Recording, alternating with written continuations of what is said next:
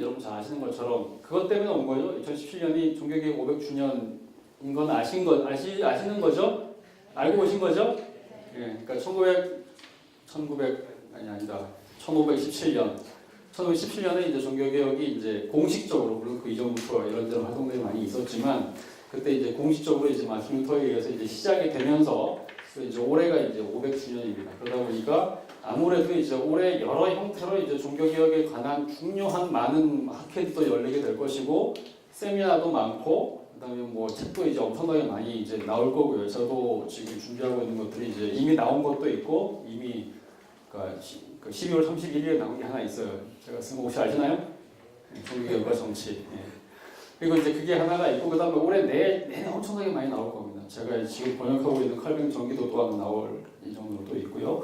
하여간 이제 엄청나게 많은 것들이 나오는데, 이제 아무래도 세물교 플러스에서도 이제 세물교 출판사, 세물교 아카데미에서도 이제 종교개혁 500주년을 맞아서 이와 비슷한 기획을 이제 시작하면서 이제 해야 되겠다라고 이제 결심을 하시고 저한테 이제 요청을 하셨습니다. 그러면서 어떤 걸 하면 좋겠느냐고 이렇게 물어보셔가지고 이제 둘 사이에서 합의 본 것이 아무래도 이제 종교개혁에 대한 얘기를 하는데 종교개혁에 대한 굉장히 많은 천편일률적인 이야기들이 있습니다. 그죠? 굉장히 이제 우리가 다양하게 이제 많은 이야기들을 듣고 있지만 너무나도 이제 일반적으로 알 수 있는 뻔한 얘기들. 물론 여기 계신 분들이야 굉장히 다양한 배경을 갖고 계시기 때문에 이미 이제 THM 이상 가는 신학에서 시존으로 이제 이런 분들 하신 분도 있는 반면에 종교개혁에 대해서 정말 말 그대로 이제 시작 단계, 이제 이름부터 이제 정의를 해야 되고 뭐 이런 단계에 굉장히 다양한 분들이 있을 수 있겠지만, 근데 어쨌든 교회에서나 신학교에서 이제 MDB 과정에서 듣는 내용들은 전반적으로 좀 천편일률적인 거거든요.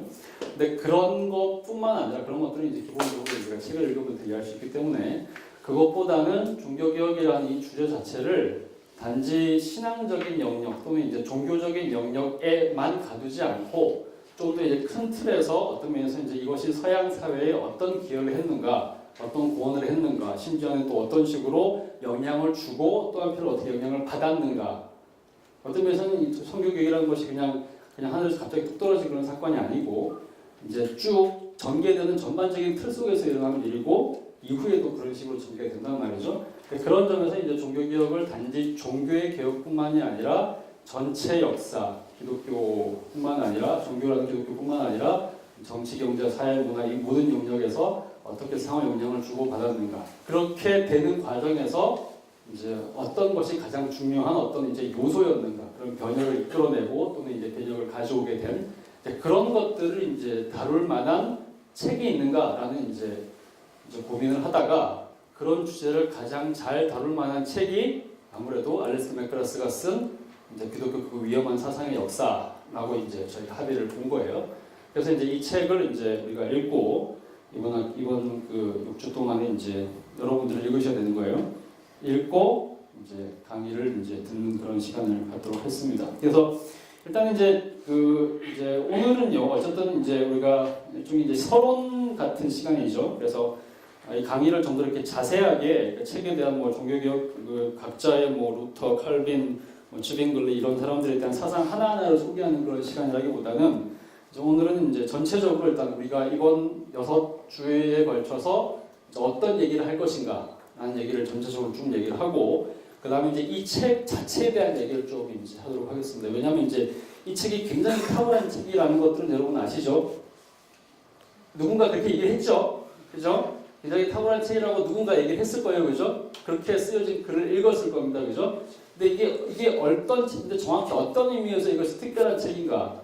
이것이 정확히 어떤 의미에서 우리가 읽을 만한 책인가에 대한 이야기를 하는 것이 중요합니다. 그러니까 왜 이게 중요하냐면 제가 하는 강의는 그냥 6주에 끝날 얘기지만 이제 여러분들은 장기적으로 이제는 개인적으로 이 책을 읽으면서 이 책이 갖고 있는 어떤 의미와 포인트들 스스로 소화하셔야 되기 때문에 그러니까 이제 제 강의를 듣는 곳으로 끝나는 것이 아니라 그 이후에도 여러분들이 이 책을 읽고 이 책 이후에 이와 관련된 책을 읽을 때에 이제 이 책이 갖고 있는 이제 의미를 가지고 그 다음 단계로 진입하기 위해서 이 책을 읽는 방법을 좀 알아야 된다는 얘기죠. 그런 점에서 이제 이 책 전체를 이제 어떻게 읽을 것인가, 이 책의 특징이 무엇인가, 이 책에서 주장하고자 하는 내용이 무엇이고, 그것이 소위 이제 종교개혁 학계라는 그 학계 내에서 어떤 다른 특별한 의미를 가지고 있는가 이런 얘기를 일단 좀 하려고 합니다. 이것이 이제 서론적인 얘기하는 얘기예요. 그래서 이제 이 얘기를 쭉 하고 그다음에 이제 시간이 이제 남는 대로 이제 좀에서 1강의 이제 서론 부분이라고 할 수 있는 이제 루터 시작하기 이전 얘기, 그러니까 종교개혁이 일어나게 된 배경에 대한 얘기를 이제 쭉 해보도록 하겠습니다. 자, 여러분 그 강의 노트 갖고 계시죠? 그걸 좀 보시면서 진행하도록 하겠습니다. 혹시 이 책을 아마도 제가 예상하기에 읽으신 분? 처음부터 끝까지? 일부. 그렇죠. 일부라도 이 책을 읽으신 분? 좀 더 높이 들어주세요. 아, 훌륭하세요. 다 읽으신 분? 처음 끝까지 다 읽으신 분? 없죠. 예, 없을 거라고 생각했어요. 책을 처음부터 끝까지 다 읽기에는 사실 벅찬 책이긴 합니다. 어떤 면에서 뭐 저도 사실은 다 읽었어요. 저도 중간중간 이제 부분적으로 읽고 있는데, 이 책이 어떻든 간에 이제 일반적인 다른 종교개혁 서적들 읽는 것보다 좀 더 이렇게 읽기 어려운 점이 있는 반면에, 그러니까 이걸 다른 책들 읽어보신 분들은 이렇게 이해할 수 있는데, 읽기 어려운 점이 있는 반면에 한편으로는 굉장히 이제 충격적인 얘기들을 이렇게 많이 한다고 얘기할 수 있습니다. 이제 그거는 이제 어떤 얘기인지는 이제 앞으로 좀 얘기를 하면서 하겠습니다. 자, 일단 이제 나눠드린 그 강의안을 먼저 보면서 좀 얘기를 하겠습니다. 일단 1강. 자, 오늘 제목은 종교개혁은 세상을 어떻게 변화시켰는가라는 제목인데, 이 제목을 조금 좀 바뀌는 것이 좋겠다는 생각을 개인적으로 합니다. 이제 종교개혁을 세상을 어떻게 변화시켰는가 하면 이게 조금 지나치게 기독교 중심적인 어떤 색채가 있습니다. 그래서 제가 원래 이렇게 이름을 정한 건 아닌데 이 제목은 제가 정한 것이 아니라 최경환 연구원이 정한 거예요. 저는 이런 식으로 얘기하면 좋겠습니다. 종교개혁은 어떻게 혁명이 되었는가라는 표현이 좀 더 이렇게 나은 표현이라고 개인적으로 생각을 합니다. 그러니까 왜 그러냐? 세상을 변화시켰는가라는 이름은 너무 지나치게 기독교 중심적이거나 어떤 공격적인 느낌이 있어요. 그게 무슨 얘기냐면 근래에 한국에서 이제 그 국정교과서 얘기들을 이제 많이 하는데 국정교과서에서 이제 그걸 찬성했던 기독교 계통에서도 이제 신학계나 이제 학자들이 좀 있습니다. 그분들이 이제 이 국정교과서를 가장 많이 찬성했던 이유 중에 하나는 이제 정부에서 저 압력을 넣어가지고 예를 들면 이제 일제시대에 기독교가 얼만큼 한국 사회를 변화시키고 한국 사회를 이제 경제적으로 성장하게 하는데 많은 기여를 했는가, 그죠? 근데 그 얘기를 강조하려는 차원에서 이제 국정교과서를 많이 지지를 하셨거든요. 근데 그분들의 생각은 이런 거죠. 기독교가 얼만큼 강력한 영향력이 있어서 세상을 변화시키는 힘이 되었는가, 주도적인 힘이 되었는가, 이런 식으로 해서 기독교 가치가 갖고 있는 영향력의 힘을 좀 더 이렇게 크게 평가하려는 이제 그런 의지들이 이제 있죠. 근데 그런 것들이 이제 대체적으로 보면 별로 이렇게 사회적인 면에서 그렇게 좋은 효과를 나타내지를 못합니다. 왜냐하면 기독교는 원래 이제 겸손과 또는 이 약함의 종교로서 그 성령의 역사를 통해서 이제 작게 해서 이제 씨앗처럼 성장하는 것이 기독교인데, 저기 힘의 종교인 것처럼 과시하려는 욕구가 사실 그런 종류의 프로그램 안에 숨어 있다고 얘기할 수 있어요. 근데 종교개혁도 마찬가지로 얘기할 수 있어요. 실제로 서구 사회에서 기독교가 정말로 엄청나게 많은 역할을 하긴 하고 굉장히 중요한 중심부이긴 했지만 지금 현재 우리가 아는 것처럼 점점 더 이렇게 좀 영향이 좀 약화되고 있잖아요, 그죠? 근데 그런 과정에서 뭐 이렇게 민주주의도 기독교가 만들어냈고, 그다음에 관용이라든지 뭐 정치 모든 제도도 기독교가 만들어냈고, 사람들의 모든 대학과 모든 지정도 기독교 만들어냈다, 이런 식으로 말하는 게 굉장히 이제 공격당할 여지가 많습니다. 부분적으로 맞는 이야기긴 하지만 그런 종류의 태도 자체가 갖고 올 수 있는 일종의 반박들이 심할 수 있고, 그 반박이 굉장히 강하게 일반 세속 사관으로부터 주어졌을 때 기독교인들이 대체로 반박을 하지 못하는 경우들이 많아요. 그런 점에서 이제 종교개혁은 세상을 어떻게 변화시켰는가라는 좀 공격적인 표현, 좀 더 이렇게 주도권적인 힘을 과시하는 듯한 표현은 사실상 그렇게 좋은 표현이 아닙니다. 그냥 기독교 그 자체가, 특히 이제 개신교 종교개혁 그 자체가 일종의 혁명의 한 요인이었다. 저는 이제 그 안에서 이제 더 큰 커다란 혁명 가운데서 한 영역이었다라고 규정하는 것이 오히려 좀 더 좋을 수 있죠. 그런 점에서 제목을 조금 바꾸셔서 종교개혁은 어떻게 혁명이 되었는가 이런 식으로 좀 규정해 주시면 좋을 것 같아요.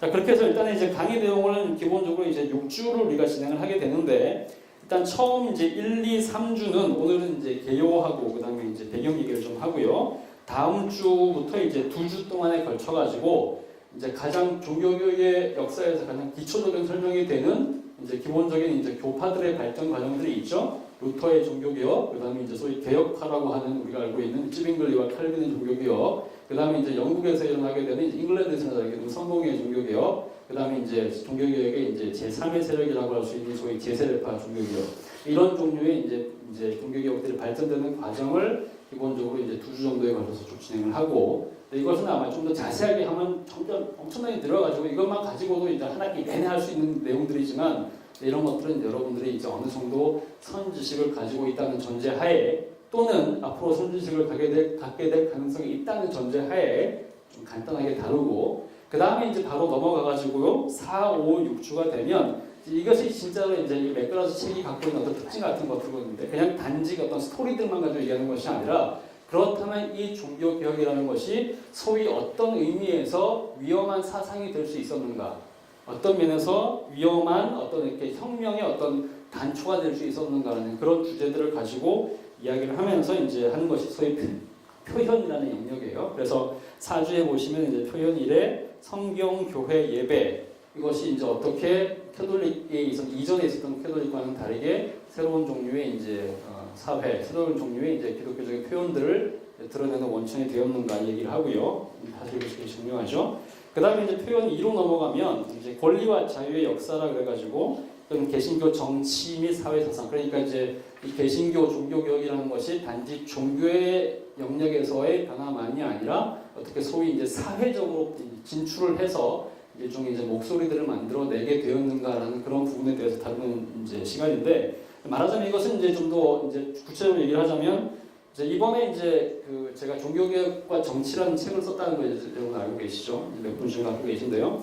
이제 이게 이제 고신, 그러니까 제가 속한 교단은 이제 전 합신인데, 이제 이 책에 대해 소개를 좀 말씀을 드리면, 고신이라는 교단이 있죠, 그죠? 고신이 이제 장로교 고신이라는 교단이 있는데, 이 장로교 고신 측에서 각 교단마다 이제 종교개혁 500주년을 맞아가지고 이런저런 프로그램들을 이제 많이 가지게 되는데, 고신에서 이제 이번에 기획한 프로그램 중에 하나가 뭐냐면, 이제 여러 가지 프로그램들이 있지만 이제 소책자를 12권을 만들자. 그래가지고 12권이 이제 12달이니까 한 달만 해가지고 이제 소위 이제 소책자를 100페이지 안쪽으로 짧게 이렇게 소책자를 써가지고, 근데 그 소책자의 주제가 종교개혁을 일반적으로 우리가 지금까지 알았던 것은 종교개혁은 그냥 종교의 격이다 하는 것만 해가지고 이제 신학이 어땠는지 딱 얘기만 하고 있잖아요. 근데 그게 아니고 종교개혁이라는 것이 어떻게 전 세계적인 영역에서, 세계관의 전반적인 영역에서 어떻게 이제 연관성이 있는가라는 이제 그런 이제 관심을 가지고, 예를 들면 종교개혁과 역사, 종교개혁과 정치, 종교개혁과 경제, 종교개혁과 문화, 종교개혁과 교리, 종교개혁과 뭐 이렇게 사회 뭐 이런 식으로 이제 12가지 주제를 정한 거예요.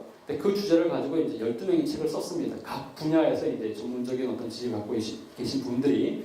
그러면서 이것을 이제 청소년들하고 이제 중고등학생들 같은 거죠. 중고등학생들, 청소년들, 학교 안 다니는 애들도 있으니까. 그렇죠? 그 다음 청년들까지 이제 포함해가지고 이 친구들이 이제 읽을 수 있는 수준이면 이제 대체적으로 이제 교인들 점점 다 읽을 수 있으니까. 이제 그분들이 이해할 수 있는 수준으로 이제 100페이지 정도의 이제 짧은 소책자를 만든 거예요.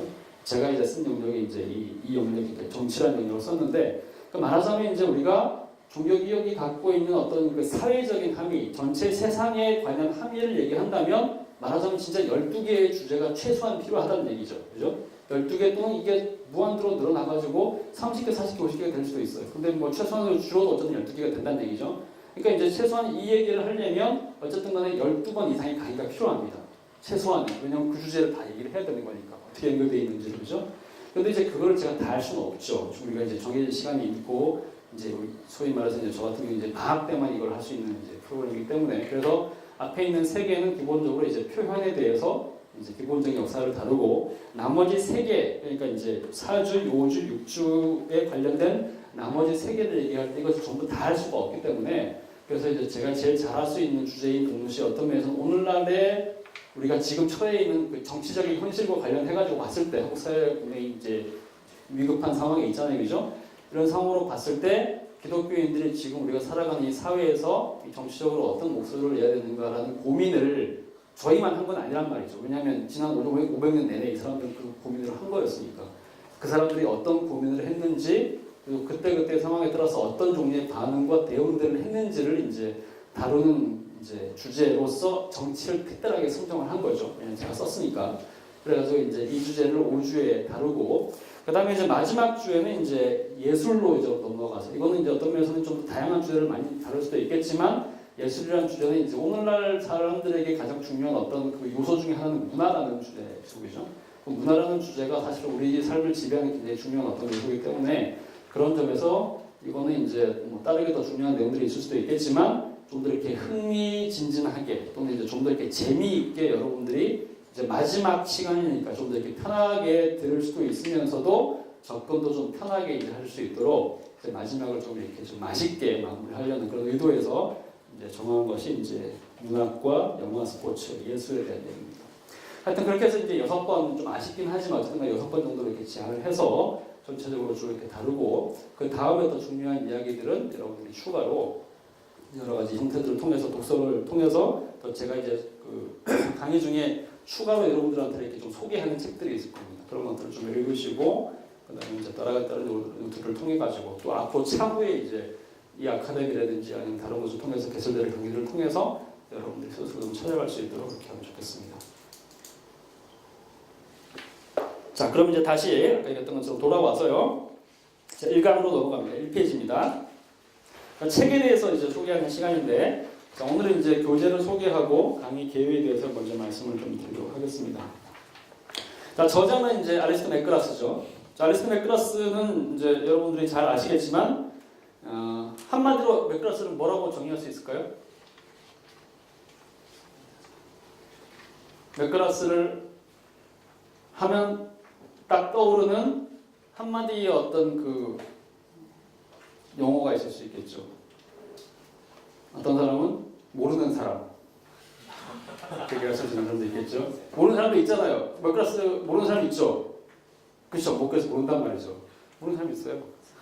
다 알아서 그런 건 아니에요. 맥그라스 모르는 사람. 또 맥그라스 뭐예요? 응? 아는 사람. 그렇죠. 아는 사람.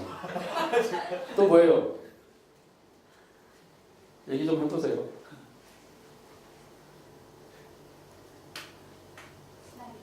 네? 신학이란 무엇인가? 아, 책 제목. 네, 더 좋습니다. 뭐 여러 가지 이제 여러분 떠오르고 있겠지만 이제 첫 시간이니까 이제 가입을 다 보고 계신 걸로 겸손하신 분들이니까 그렇게 이제 얘기할게요. 맥그라스는 이제 한마디로 말하면, 그러니까 아까 사전 얘기를 했는데 일종의 이제 오늘 우리 그러니까 한국이나 일본식 표현으로 하면 일종의 덕후입니다. 덕후. 그죠? 이 사람 좀 이제 독특한 사람이죠. 그러니까 여러분 잘 아시는 것처럼 맥그라스는 여기 이제 제목에 보면 이제 여기 책 제목의 날개 보면 이제 기본적으로 이제 이 사람에 대한 정보가 나오지만 1953년생이니까 이제 60대 이제 조금 중반에 이제 들어선 분이고요. 한 10년 정도 있다가 은퇴를 하시겠죠, 그죠? 맥그라스는 이제 우리가 잘 아는 것처럼 소위 이제 영국 사람인데 성공회 소속입니다. 그러니까 잉글랜드 성공회니까. 그러니까 한국에서 이제 제가 이제 복음주의 지형도라는 제 강의를 듣거나 혹시 책을 읽으신 분들 잘 아시겠지만, 한국에서 이제 그 소위 이제 복음주의권 신앙이 소개되는 루트가 기본적으로 두 가지입니다. 하나는 이제 미국에서 들어오는 주로 이제 신학계, 웨스트민스터를 비롯한 소위 이제 개혁파 신앙, 장로교나 개혁파 학교를 통해서 들어오는 하나의 루트. 이건 주로 신학교를 통해서 들어오고 교단을 통해서 들어오는 하나의 루트라고 생각하시면 돼요. 근데 이제 한국에서 들어오는 또 다른 복음주의권의 이제 저작들과 한국의 루트는 뭐냐면 주로 출판을 통해서 들어옵니다. 그게 이제 주로 가장 유명하게 들어오는 가장 큰 흐름 중에 하나가 소위 성공의 복음주의자들의 이제 글들이 많이 들어오게 되는 거죠. 그게 주로 이제 IBP라는 출판사가 이제 한국에서 오랫동안 가장 중요한 역할을 했고, 이후에는 이제 뭐 새물결이나 또 복 있는 사람이나 좀 더 다양한 루트를 통해서 들어오지만, 거기서 이제 알려진 대표적인 사람들이 이제 우리에게 유명한 존 스토트라든지 또는 이제 제임스 패커라든지 아니면 이제 근래에는 크리스토퍼 라이트 또는 요즘에는 막 유명한 앤티 라이트 뭐 이런 종류의 사람들이 있죠. 그 다음에 이제 말하자면 알레스터 맥그라스입니다. 이 사람들의 가장 중요한 특징이 뭐냐면 성공회라는 거죠. 그러니까 성공회, 그러니까 잉글랜드의 성공회 소속의 사제이자 학자인데, 근데 성공회는 기본적으로 이제 크게 세 가지 루트의 이제 신앙의 이제 그 진영이 있습니다. 하나는 소위 고교회파라고 해가지고 앵글로 캐톨릭이긴 하는데 거의 이제 천주교랑 비슷한 신앙의 체계를 갖고 있는 사람들이죠. 그리고 이제 소위 이제 관교회파라고 하는 사람들은 거의 리버럴이라고 하는 사람들, 말하자면 신학적으로 이제 자유로운 사람들. 그 다음에 이제 성공회 내부에서 소위 이제 복음주의권, 저교회파에 속한 사람들인데 이 사람들의 책이 주로 이제 IBF 선교단체죠. IBF의 출판사인 IBP를 통해서 이제 한국에 많이 소개가 됐습니다. 기본적으로 이제 세 가지 이런 종류의 이제 진영의 성공회이 있는데 한국에 들어온 성공회 교단은 소위 고교회파 소속이에요. 그렇기 때문에 이 사람들은 고교회파 소속인 데다가 소위 캐톨릭과 관련된 깊은 전통을 갖고 있기 때문에 우리가 잘 아는 것처럼 한국에 있는 성공회에서 목회하시는 분들 우리가 뭐라고 부르나요? 사제라고 부르거나 신부님이라고 부르죠. 목사로 부르지 않는단 말이죠. 왜 그러느냐? 이 사람들의 전통이 캐톨릭 전통이기 때문에 그렇습니다. 옷도 똑같이 캐톨릭으로 입고 있죠. 그죠? 들어가서 이 사람들이 드리는 예배를 드려보면 이것이 그냥 예배가 아니죠. 뭐예요? 일종의 미사란 말이죠. 왜냐하면 한국에 들어온 교단으로서의 성공회는 도교회파이기 때문에 그렇죠? 근데 이제 한국에 들어온 또 다른 루트, 그러니까 이게 교파를 통해서 이건 굉장히 작죠. 아주 소수파인데 그게 아니고 소위 이제 학생들을 통해서 선교단체 운동을 통해서 문성운동의 형태로 들어온 루트는 주로 IBF, IBP를 통해서 들어왔는데 이 사람들이 소위 이제 성공의 저교회파에 속한 사람들입니다. 그렇기 때문에 우리가 같은 성공에 속해 있음에도 불구하고 우리가 알고 있는 존 스토트는 우리에게는 이분이 사제예요, 목사예요? 우리에게는 목사님이란 말이죠. 왜 목사님이냐? 원래는 목사라고 부르면 안 돼요. 왜냐하면 이 사람들의 원칙적인 그 표현 프리스트거든요. 근데 우리는 사제라고 부르질 않죠. 왜 그러느냐? 이 사람이 속해 있는 진영이 복음주의권이기 때문에 그리고 스스로도 이런 종류의 이제 고교회의 형태나 이런 것들을 별로 좋아하지 않기 때문에 자기를 그냥 패스터라고 불러달라고 얘기를 한다거나 심지어는 뭐라고 얘기를 하나요? 엉클이라고 불러달라고 얘기를 하거든요. 엉클 존이라고 이제 불러달라고 얘기를 하는 거죠. 엉클 존이라고 목사님을 부르는 거는 이거는 성공회를 떠나서 장로교를 떠나서 거의 퀘이커나 뭐 이렇게 제세례파에서나 가능한 그런 분위기인데 그만큼 이걸 이제 많이 넘어선 거죠. 어쨌든 이제 맥그라스는 이제 그 라인 안에 있는 사람입니다. 소위 이제 성공회의 복음주의권 라인 안에 있는 사람으로서 소위 이제 존 스토트는 목회자로서 그 다음에 이제 제임스 패커는 신학자였지만 그 다음에 말하자면 이제 제임스 패커가 이제 시대가 가고 패커가 이제 죽었나요? 아직 안 죽었죠? 곧 돌아가실 것 같죠? 패커의 길을 이어서 소위 이제 성공회의 이제 학자로서 이제 가장 명망이 있는 분이 이제 맥그라스라고 있습니다. 근데 이제 패커랑은 또 다른 점 중에 하나는 뭐냐면 우리가 잘 아는 것처럼 이 맥그라스는 굉장히 그 변신을 많이 한다는 거죠. 이게 왜 그러느냐? 맥그라스는 이 사람의 가장 중요한 특징 중에 하나가 이 사람이 갖고 있는 학문의 배경이 신학만은 아니라는 것이 굉장히 중요합니다. 그러니까 원래 이 사람은 학부 때부터 옥스퍼드를 나왔는데 옥스퍼드의 학부 공부를 할 때부터 이 사람은 이제 전공이 화학이고 생물학이었습니다. 분절 생물학이었죠, 그죠? 그래서 분절 생물학 영역에서 이 사람이 과학으로 이제 PhD 박사를 하는 과정에 PhD를 하면서 옥스퍼드에서 신학과 학부를 같이 다녔습니다. 그러면서 PhD에 이제 과학을 하면서 동시에 신학 공부를 하다 보니까 자연스럽게 이 사람한테 생긴 이제 관심사가 뭐냐면 어떻게 하면 뭐겠어요? 과학과 신학을 조화시킬 수 있을까? 이게 이 사람의 관심사인 거죠. 그러다 보니까 이제 창조 얘기라든지 이제 과학 신학이라든지 이런 것들 요즘 독립된 책이 많이 있잖아요, 그죠? 이런 것들이 이 사람의 가장 중요한 이제 영역 중에 하나 될 수가 있었고, 그다음에 학부에서 공부를 하고 난 이후에 이 사람이 사제가 되는 과정을 쭉 밟으면서 그 다음에 옥스퍼드에 있다 케임브리지로 넘어갔는데, 그리고 나서 케임브리지에서 이제 공부를 쭉 하고 사제가 되고 난 이후에 목회도 좀 하고요. 그런 다음에 이 사람이 이제 옥스퍼드로 다시 돌아옵니다. 연구원으로 돌아오면서 이 사람이 여기서 이제 계속해서 이제 신학 공부를 하게 되는데, 특이하게도 이 사람에게 박사학위를 그러니까 원래 아까 얘기했던 것처럼 과학의 박사가 있죠, 그죠? 근데 과학의 박사를 넘어서서 박사 하나가 더 주어져요. 이게 신학 박사입니다. 근데 이제 신학 박사에서 이제 그러니까 여러분 보시면 이제 제가 그 적어놓은 것 중에 알래스터 맥그라스의 공식 전기 번역문, 뒤엉킨 정보, 기타 등등 해가지고 이제 제가 여기 보면 그 구글 해가지고 링크가 하나 있죠, 그죠? 이게 제가 페이스북에다가 이제 알래스터 맥그라스의 전기를 제가 쭉 정리한 내용이 있어요. 아마 여러분은 페이스북 하시는 분들은 돌아가서 찾아보시면 이제 알겠지만, 맥그라스에 대해서 우리가 일반적으로 알고 있는 소위 천재라는 얘기, 과학자인 동시에 신학 박사이다, 그다음 과학의 이제 화학 박사이다라는 이 얘기를 하면서 사람들이 갖고 있는 이제 오해 같은 것들이 있는데, 근데 신학으로 말하자면 이 사람의 박사학위는 우리가 갖고 있는 제가 갖고 있는 PhD 이런 박사학위는 아닙니다. 오히려 이제 옥스퍼드 대학에서 준 일종의 명예 박사학위를 받았어요. 근데 이제 이 사람이 받은 명예박사 학위는 또 옥스퍼드에 주는 PhD 명예박사 학위는 다른 일반 대학에 주는 명예박사 학위처럼 그냥 이렇게 목회 열심히 하고 좀 유명하고 뭐 기부 많이 하면 주는 그런 종류의 박사가 아니라 이제 명예박사임에도 불구하고 어떤 면에서는 PhD보다도 더 영예로운 학위라고 할 수 있어요. 그러니까 이 분야에서 정말 학문적으로 탁월한 업적을 세운 사람한테만 소수에게만 주어지는 진짜 명예로운 박사 학위. 이걸 이제 이 사람한테 이제 옥스퍼드에 준 거죠.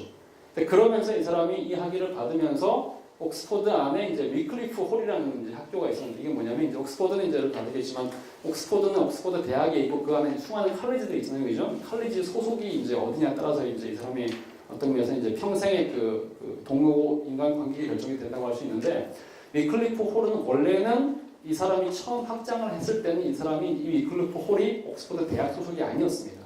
무슨 얘기냐면 그냥 옥스퍼드에 있는 성공의 목회자들을 만들어내는 신학교가 옥스퍼드에 있는 위클리프 홀이었어요. 그러니까 이제 정확하게 쓰면 위클리프 홀, 그 다음에 옥스퍼드라고 써야지 위클리프 홀 유니버시티 오브 옥스퍼드 하면 이거는 사기라는 거예요. 무슨 얘기인지 아시겠어요? 사기치는 사람도 있어요, 실제로. 근데 이제 위클리프가 이 사람이 이때 당시 학장하실 때는 이 위클리프 홀이라고 하는 옥스퍼드에 있는 옥스퍼드 대학 말고 옥스퍼드에 있는 학교의 학장이었는데 이 사람이 굉장히 행정을 잘한 거죠. 그 다음에 이제 명성을 떨치면서 이 사람이 학장을 하던 그때 이 학교가 옥스퍼드 대학 안에 들어가게 됩니다. 그래서 이제 학교에서 받아준 거죠. 그러니까 받아주려면 학문적으로 수준이 있어야지 받아줄 거 아니에요, 그죠? 그러면서 이 학교가 이제 그때 이후니까 말하자면 이제 이게 굉장히 갈리게 되고 그때 그 바로 직전에 여기를 졸업한 사람은 옥스퍼드 대학 출신이라는 얘기를 못 씁니다. 근데 그 다음에 졸업한 사람은 옥스퍼드 대학 박사라는 얘기를 쓸 수가 있어요. 그래서 미국의 이제 그 웨스트민스터 신학교 캘리포니아에 마이클 호튼이라는 사람이 있어요. 그 유명한 개혁파 신학자죠. 오늘날 뭐 개혁파의 이제 대표적인 학자 중에 한 사람인데 이 사람은 알리스터 맥그라스한테서 박사학위를 했어요. 그 PhD를 받은 거죠. 근데 이 사람의 학위를 보면 어떻게 나오냐면 위클리프 홀 옥스퍼드 앤드 유니버시티 오브 코벤트리 이렇게 되어 있습니다. 이게 무슨 얘기냐면 당시 이 학교 옥스퍼드 소속이 아니었거든요. 그러니까 당시 위클리프 홀이라는 학교 출신인데 미국에서는 신학대학들은 자치학위 줄 수 없습니다. 영국에서는. 그렇기 때문에 주변에 있는 다른 학교랑 연결을 해가지고 학위는 다른 학교를 통해서 수여를 받게 돼 있어요. 그러니까 이 학교 출신이 아니라도 이 코벤트리 대학교에서 공부를 한 건 아닌데 학위를 줄 수 있는 기관은 이 코벤트리 대학으로 당시에는 정해져 있었다는 얘기죠. 그래서 옥스퍼드 위클리프 홀을 나오고 동시에 앤드 유니버시티 오브 코벤트리라고 쓴 거죠. 정직하게. 이제 무슨 얘기인지 아시겠죠? 그 다음에 나온 사람들은 당연히 그렇게 쓸 필요도 없습니다. 왜냐하면 그냥 옥스퍼드 대학 안에 속해 있는 거기 때문에 그냥 옥스퍼드만 써도 이제 옥스퍼드 대학인 걸 알기 때문에. 근데 이제 누구라고 얘기는 안 해요. 전 세계적으로 이거를 좀 속이는 사람들이 있습니다. 학자들 중에. 왜냐하면 이제 코벤트리냐 옥스퍼드냐 굉장히 큰 차이가 있으니까. 근데 어쨌든 간에 이제 이렇게 해서 이제 사람이 여기서 학장을 하다가 그 다음에 이제 점점 더 유명해진 거죠. 점점 더 유명해지면서 이 사람이 이제 잠시 동안 옥스퍼드를 떠나가지고 이제 얼마 전까지 어디에 있었냐면 이제 런던에 이제 킹스 칼리지라고 하는 이제 런던에 있는 유명한 대학이 있죠. 킹스 칼리지에 이제 교육신학 학자로 이제 초빙을 받다 갔다가 근데 이 책에 보면 이제 현재 런던 킹스 칼리지에서 신학을 가르치고 있다고 나오죠, 그죠? 책에 의하면. 근데 이 책은 언제 번역된 거? 2009년에 번역이 됐죠. 무슨 얘기냐면 2009년에는 이 사람이 당시에 거기 있었습니다. 근데 이 과정을 끝내고 나서 이 사람이 다시 옥스퍼드로 복귀를 했어요. 그래서 지금 현재는 옥스퍼드 대학에 있습니다. 그래서 이제 몇 번의 단계를 거쳐가지고 옥스퍼드 캠브리지, 그 다음에 다시 옥스퍼드, 그 다음에 런던, 그 다음에 다시 옥스퍼드로 돌아와서 지금 현재는 옥스퍼드에 있고요. 그런 점에서 지금 위클리프 홀 학장은 아니고 이제 다른 데 있습니다. 어쨌든 간에 이제 그런 과정을 겪었는데 근데 이제 맥그라스의 신학의 여정을 보면 좀 특이한 것이 가장 먼저 이 사람이 했던 신학은 역사였습니다. 교회사였어요. 그러니까 이 사람이 이제 박사 과정을 이제 계속 공부를 하면서 명예박사를 받는 그 과정에서는 이 사람이 명예박사를 받았던 그 주제가 주로 이제 역사 신학이었어요. 그래가지고 한국에서 이게 잘 알려지지 않은데 맥그라스가 쓴 유명한 가장 최초로 이제 한국에 번역된 책들은 뭐냐면 종교개혁에 대한 책들이었어요. 그래가지고 종교개혁의 이제 지적 유산에 대한 책이라든지 종교개혁 뭐 입문 뭐 이런 것들 몇 개 번역이 되고요. 그 다음에 이제 사람이 쓴 유명한 이제 책 중에 하나가 칼뱅 전기를 이 사람이 썼습니다. 번역은 안 돼 있어요. 칼뱅 전기도 썼고, 그 다음에 이제 제임스 페커 전기도 쓰고, 그 다음에 이제 그 스코틀랜드의 유명한 생각이 안 난다. 하여튼 이제 그런 분들 전기를 쓰고 이렇게 많이 썼어요. 그러면서 말하자면 일종의 역사 신학 역할을 한 거죠. 그 다음에 조직 신학을 하면서 굉장히 많은 이제 교과서 같은 것들을 쓰다가 그 다음에 이제 다시 이제 넘어갔던 것이 이제 과학 신학 영역이었고, 그 다음에 이제 그 뒤로 계속 쭉 쓴 게 뭐냐면 이제 소위 일종의 교과서 시리즈를 쓰기 시작한 거죠. 그래가지고 수많은 교과서들을 막 쓰기 시작하면서 뭐 한국에서 번역된 게 신학이란 무엇인가, 그 다음에 이제 기독교 뭐 입문 이렇게 해가지고 끊임없이 이 책들이 이제 번역이 된 것들이 있죠. 끊임없이 계속해서 나오잖아요. 그것들이 이제 보면 일종의 인트로덕션 이름으로 나오는데, 인트로덕션은 말하자면 서론이거든요. 개론이거든요. 근데 맥그라스의 인트로덕션 특징이 뭐냐면 인트로덕션인데 1200페이지라는 거예요. 근데 문제는 뭐냐? 이 사람이 이것을 1판을 찍고 난 다음에 1판, 2판, 3판, 4판 내면서 이것을 2년, 3년 단위 계속해서 업그레이드 한다는 얘기예요. 그래가지고 1200페이지였던 것이 1400, 1600, 1800이 됩니다. 그러면서 이것을 뭐 무슨 인문, 무슨 신학 인문, 그 다음에 계속 역사 인문, 그 다음에 교회사 인문 이런 식으로 이렇게 쏟아낸단 말이죠. 그렇게 계속해서 쏟아내면서 한국에서 이제 예를 들면 7판을 가지고 이제 번역을 했는데, 이거 번역하는데 한 2년, 3년 시간이 걸리거든요. 근데 이 사람은 그 와중에 8판을 써내죠. 어떤 문제가 생기는지 알겠죠? 끊임없이 그 일을 하고 있는 것이 맥그라스입니다. 근데 그런 점에서 이 사람은 한편으로는 천재라고 이제 불리긴 하지만, 한편으로는 이 사람이 제일 큰 특징이 뭐냐면 소위 이제 생산력이죠. 가장 탁월한 능력은 생산력입니다. 근데 문제는 뭐냐? 너무 많은 주제를 건드린다는 거예요. 너무 많은 주제를 건드리고 너무 많은 책을 쓰고 너무 인터뷰도 많고 너무 강의도 많고 한마디로 너무 인기가 있어요. 그러다 보니까 집중이 안 되는 게 문제가 있습니다. 그래서 맥그라스의 책은 한편으로는 그 어떤 책이 나오든 간에 기본적으로 예를 들면 우리가 100이 완성도가 있다고 얘기하면 최소한 70 정도, 70, 80 정도로서는 거의 믿고 쓸만한 최고의 책이라고 해도 과언이 아닙니다. 모든 교과서에서. 근데 항상 문제는 뭐냐면 20, 30%의 디테일의 문제가 있어요. 왜 그러느냐? 한 우물을 파는 사람이 아니기 때문에 그런 거죠. 그래서 이제 예를 들면 이제 리차드 몰러라고 하는 17세기 전문가인 그 기독교 이제 미국 칼빈 신학교 그분 같은 경우는 몰러 책 좋아, it's good to read 뭐 이렇게 하지만 디테일은 문제가 있어, 인용은 하지 마, 뭐 이런 식으로 나온단 말이죠. 근데 이제 이게 모든 영역이 다 그렇습니다. 과학 신학의 영역에서도 마찬가지고 교회사에서도 마찬가지고 조신학에서도 마찬가지. 그러니까 70, 80%로서 먹고 들어가는 것은 있지만 어느 디테일에서는 분명히 이제 문제가 생기는 부분들이 있죠. 그런 점에서 이제 맥그라스가 갖고 있는 장점과 단점을 잘 이제 분별하면서 읽을 필요가 있습니다. 그러니까 우리 같은 경우에 이것을 맥그라스 책을 꾸준하게 읽으면서 큰 그림, 소위 말해서 숲을 보는 영역에서는 맥그라스만큼 탁월한 책이 없다고 해요. 어떤 책이든 마찬가지예요. 맥그라스만큼 탁월하게 숲을 그려준 사람은 없다고 해도 과언이 아닙니다. 끊임없이 맥그라스를 읽으면 읽을수록 우리가 진짜 말 그대로 브리타니카를 읽는 것처럼 브리타니카 전체를 머릿속에 집어넣는다고 생각하시면 돼요.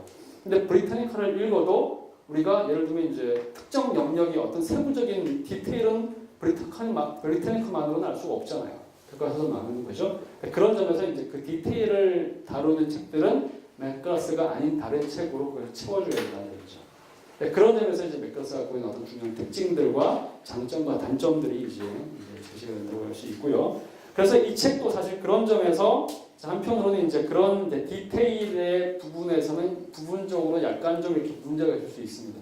굉장히 많은 책들을 인용을 하지만 그 책이 아주 디테일, 아주까지 들어가지는 않고 그런 점에서 이제 맥그라스가 이 책에 대해서도 자기가 취하는 방법을 얘기를 하고 있어요. 나중에 얘기를 할 건데, 소위 이제 브로드한 방법을 쓴다고 얘기를 하죠. 그러면서 이제 이 사람이 모든 것을 세세하게 다 다루지는 않고 나는 이것과 이것을 가장 중요하다고 생각하는 몇 가지 부분만 정해가지고 이것을 브로드하게 건너뛰어가면서 다루겠다라고 얘기하는 거죠. 왜 그러느냐? 맥그라스는 자기가 그걸 제일 잘한다는 걸 알고 있거든요.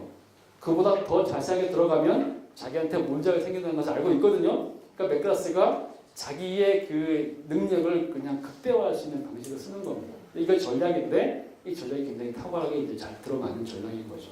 그러니까 그런 점에서 이제 이 책도 이제 그런 종류의 책 중에 하나라고 생각하시면 좋을 것 같고, 특히 이제 이 책은 특히 이제 16세기 이후에 종교개혁과 그 이후의 개신교 역사. 한편으로 말하자면 이 책은 일종의 이제 우리가 신학교로 친다면 16세기, 17세기를 종교개혁사라고 학교에서 배우고요. 그 다음에 이제 18세기, 19세기, 20세기를 현대교회사 또는 근현대교회사 이런 걸 학교에서 배우거든요. 이 두 개를 합쳐놓은 책이라고 생각하시면 돼요. 근데 문제는 이것을 역사적, 시간적 순서에 따라서 쭉 다 다루지는 않고 몇 가지 주제들을 가지고 이쪽에 이제 그 주제에 맞춰가지고 몇 가지 이제 요소들을 가져와서 이쪽에 이제 편집 형태로 이제 만드는 책이다라고 생각하시면 된다는 얘기죠. 무슨 얘기인지 아시겠죠? 자, 그 다음에 그렇다면 이제 이 책이 이제 수많은 다른 책들과 비교해가지고 이 책이 가지고 있는 특징이 뭐냐 얘기를 좀 하도록 하겠습니다. 일단 제목이 좀 특이합니다. 제목이 뭐냐면 이제 기독교의 그 위험한 사상의 역사라고 이제 이름이 되어 있고요. 그 다음에 이제 한국 책도 이제 번역을 거의 직역을 했습니다. 그래서 Christianity의 Dangerous Idea라는 표현을 썼죠, 그죠? 위험한 사상이라고 표현을 썼습니다. 그렇다면 이제 이게 키워드인데 위험한 사상이라는 것이 이제 키워드인데요. 핵심은 뭐냐 바로 이거예요.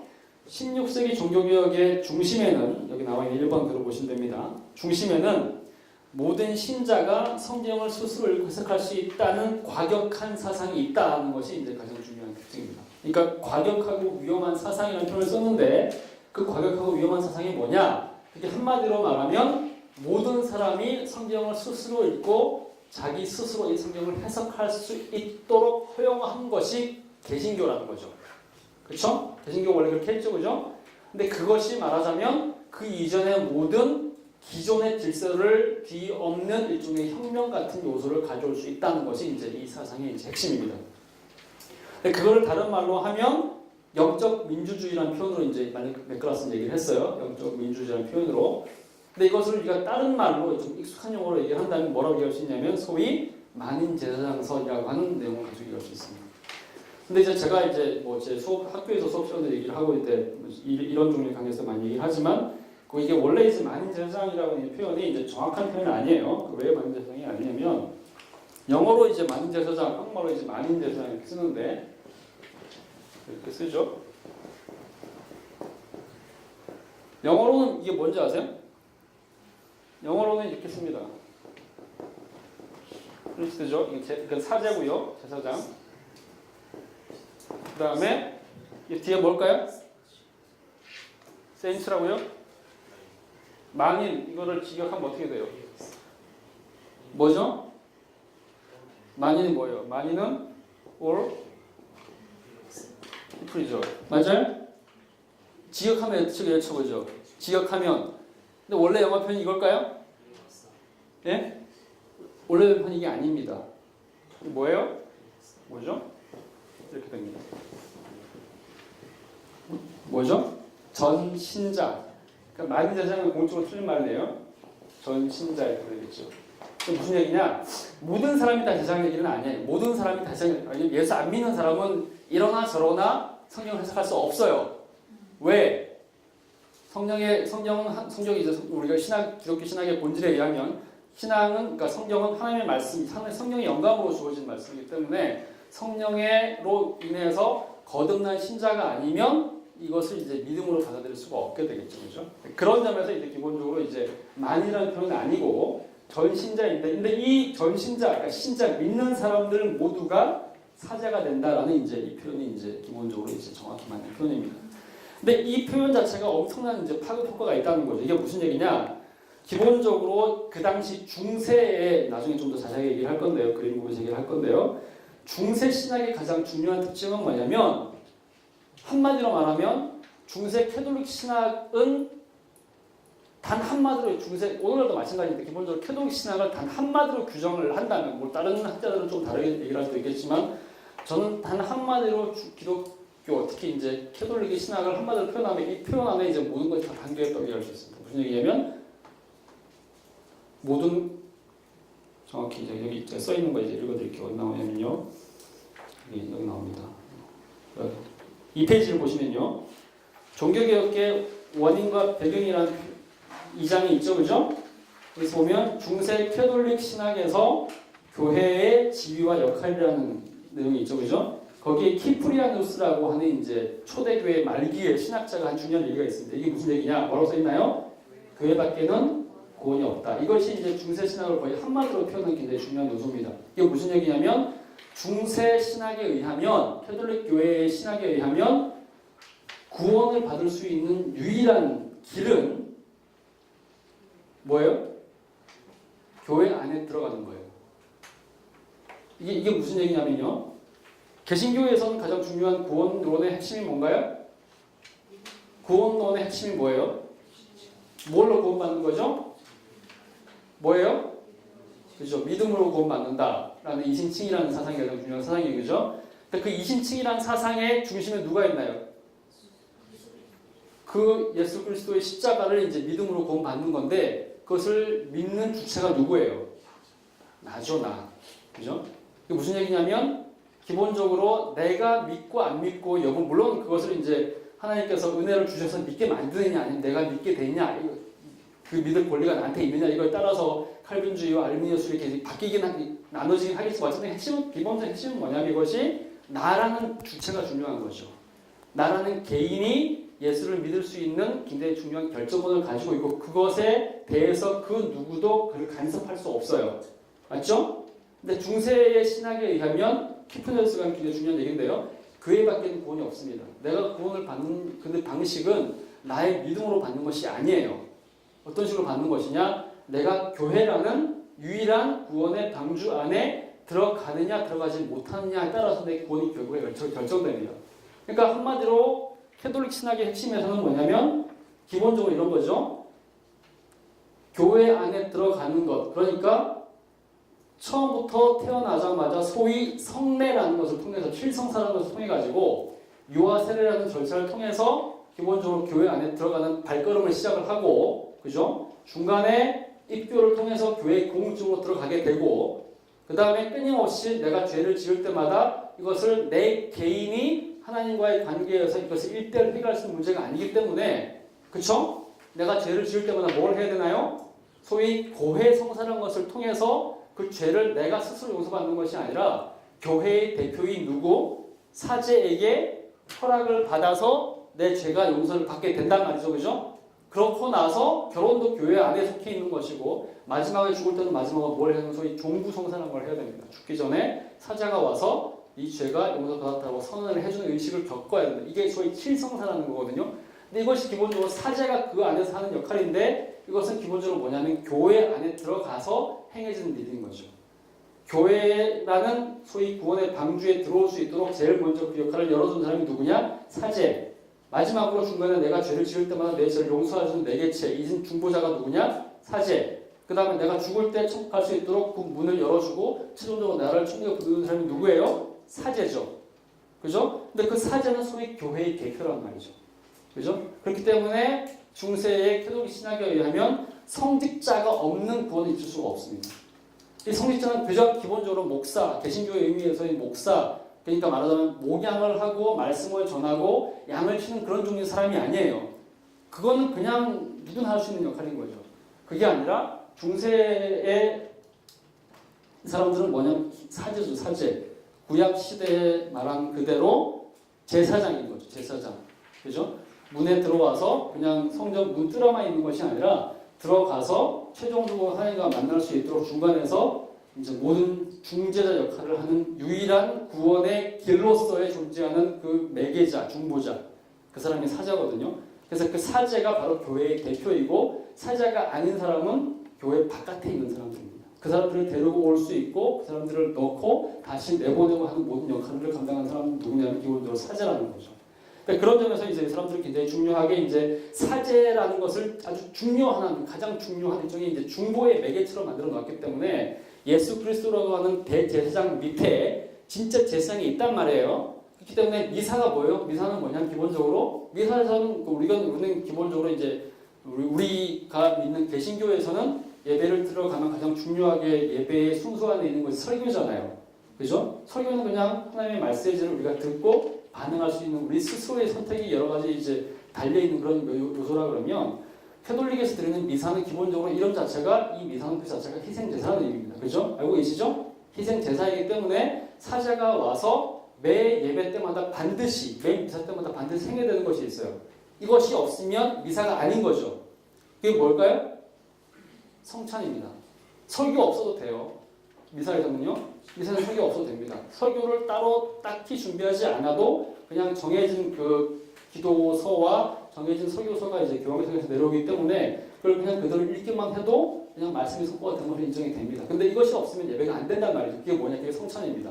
왜 성찬입니까? 거기에서 매번마다 예수 그리스도가 화채설이라고 아시죠? 예수 그리스도가 실제로 떡이 실제로 예수님의 몸이 되고 그 다음에 포도주가 실제로 예수님의 피가 돼서 매 예배 때마다 이것을 먹고 마셔야 된단 말이죠. 왜? 실제로 이게 변했으니까.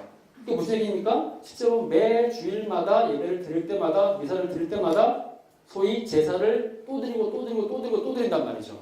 왜? 이것을 안 하면 우리가 구원받을 수 있는 길이 없기 때문에. 그죠? 근데 이것이 어떻게, 이제 그러면 그때 당시 이것이 어떻게 변하느냐? 원래 떡과 포도주가 있는데 이것이 그냥 떡과 포도주였다가 이것이 언제 실제로 예수님의 몸과 피로 변하나요? 사제가 이것을 들고 축성을 할 때. 그죠? 이것이 실제로 그때 우리 눈에는 그대로 떡과 포도주를 보이지만 실제로 영적으로는 이게 뭐라고요? 예수님의 몸과 피란 말이죠. 그래서 여기서 굉장히 중요한 요소가 있는 거죠. 예배를 드릴 때 반드시 미사의 형태여야만 되는 것이고 그리고 이것을 미사의 형태로 드리지 않으면 우리가 평소에 짓는 죄를 해결할 방법이 없는 것이고 그 다음에 거기에 매개체가 되는 누가 있어야 된다고요? 사제. 사제가 없으면 우리는 예배를 드릴 수가 없어요. 그래서 사제가 없는 예배는 다 가짜입니다. 캐톨릭 신학에 의하면. 실제로 이제 한국에서도 이제 18세기 당시에 한국에 여러분 이제 많이 들어보셨겠지만 한국에는 천주교도 마찬가지고 개신교도 마찬가지고 한국에 처음 들어온 그 기독교 신앙은 일종의 이제 자발적 신앙이었거든요. 그래서 이제 한국에 처음 개신교가 들어왔을 때 개신교가 아니라 천주교가 들어왔을 때 천주교 일종의 서학 형태로 들어온다는 게 이제 학문 형태로 들어오거든요. 그러니까 북경에서 들어온 당시에 이제 북경에서 활동하고 있던 마테오 리치라든지 이런 종류의 이제 그 예수의 선교사들이 한자로 글을 썼단 말이죠. 이제 교리서를 썼거든요. 그런 것들이 이제 소위 그 당시에 실학이라는 이름으로 당시 실학파들을 통해 가지고 한국에 들어왔는데 이 사람들이 그걸 읽으면서 야 이렇게 훌륭하고 탁월한 세상이 있는가?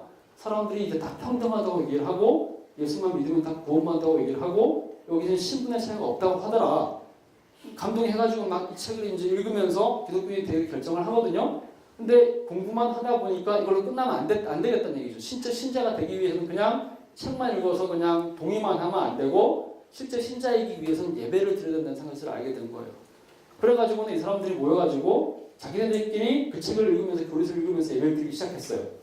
근데 이제 문제는 뭐냐? 읽다 보니까 캐톨릭 교리에 의하면 사자가 없는 상태에서 드리는 예배는 예배가 아닐 뿐만 아니라 이것이 저주의 대상이 된다는 사실을 알게 된 겁니다. 개신교는 안 그렇겠죠? 개신교는 아무 상관없어요. 개신교는 그냥 우리끼리 예배 드리면 된다는 말이죠. 그냥 두세 사람이 모인 곳에 성령께서 임하시고 그것이 교회다. 그것이 기본적으로 개신교 교회로는 복잡한 얘기도 있겠지만 기본적으로 그거잖아요. 그죠? 근데 캐톨릭은 그게 아닙니다. 캐톨릭은 사자가 없는 것은 교회가 아니에요. 예배도 아니에요. 어떻게 되냐? 이 사람들 이걸 읽고 야 큰일 났다. 우리가 예수를 믿으려고 하는데 사자가 없으니까 우리가 하는 이 모든 행위가 일종의 불경죄구나, 신성모독죄구나. 이러다가 우리가 저주받아서 지옥 갈 수밖에 없구나. 그렇게 하기 그래서 이 사람들이 뭘 했나요? 북경에다가 사신을 보내가지고 우리에게 사제를 보내달라. 이렇게 얘기를 한 겁니다. 이게 로마 캐톨릭의 신앙이거든요. 그래서 실제로 교회 설립 연도 이런 걸 얘기할 때도요. 개신교는 굉장히 교회 설립 연대로 엄청나게 빨리 땡길 수 있어요. 왜 그러느냐? 누군가가 와서가지고 심지어는 뭐 이렇게 뭐 구슐라프라든지 아니면 이제는 하멜 같은 사람이 와가지고 하멜 아시죠? 제주도 왔잖아요, 그죠? 그 사람이 실제 저도 안 했지만 만약 그 사람하고 전도를 했다고 쳐요. 한두 사람한테 예수를 믿었다고 전했다고 칩시다. 한자로 된 전도책을 남겼다고 생각해보세요. 그 사람들이 모여가지고 일쪽이죠?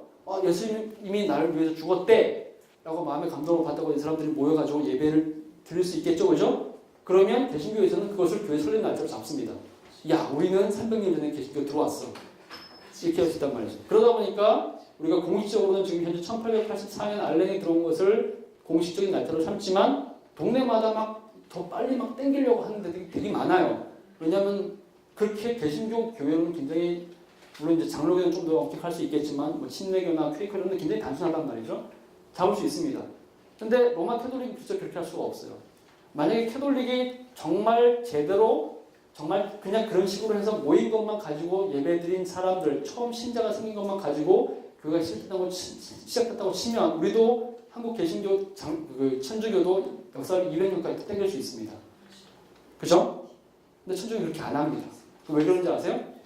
천주교에서는 사제가 없이 드리는 예배는 예배가 아니기 때문에 그렇습니다. 그리고 더 공적으로 얘기를 하면 천주교는 기본적으로 교황제이자 주교제에 근거한 교회론을 가지고 있거든요. 다음에 자세히 얘기할 거예요. 그 근거에 의하면 주교가 없는 교회는 교회가 아닙니다. 주교가 있어야지 소위 이제 베드로의 계승권, 베드로의 사도 계승권을 갖고 있는 주교가 들어가야지 그때부터 교회가 되는 거죠. 그러면 언제 되냐? 한국에 천주교 신자가 생긴 건 그 전이지만 교회가 설립된 날짜는 실제로 그보다 100년 뒤로 더 간단 말이죠. 근데 천주교는 이 날짜를 자기네 설립 날짜를 잡고 있어요. 왜 그러느냐? 이 사람들은 교회라는 것을 엄격하게 규정한단 말이죠. 그죠? 그리고 그 교회가 구원의 모든 유일한 수단이고 방법이기 때문에 곧 교회론이 곧 구원론이기 때문에 그런 점에서 이 사람은 이걸 철저하게 할 수밖에 없죠.